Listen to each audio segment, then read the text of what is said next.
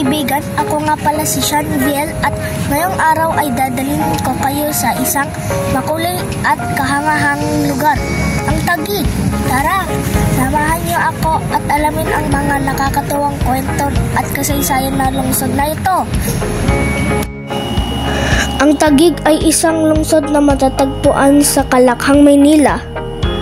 Alam nyo ba na bago pa maging isang lungsod ang Taguig ay bahagi ng isang maliit na bayan na matagal nang may kasaysayan?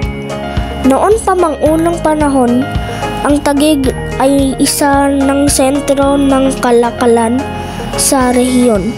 Dahil sa lokasyon nitong malapit sa Ilog Pasig, ito rin ay naging tahanan ng mga unang mga ngalakal at mga katutubong Tagalog.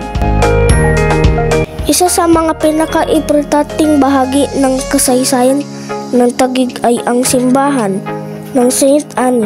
Itinatag ito noong 1583 at matagal nang nagsisilbing isang makasaysayang sentro ng pananampalataya sa Taguig. Alam niyo ba na dito rin naganap ang ilang mga unang laban ng mga Pilipino laban sa Kastila? Marami pang kwento at kasaysayan ang Taguig at ito ay patuloy na lumalago. Kaya kung balak mong mag-explore at matuto tungkol sa mga kasaysayang lugar, huwag kalimutan ang Taguig.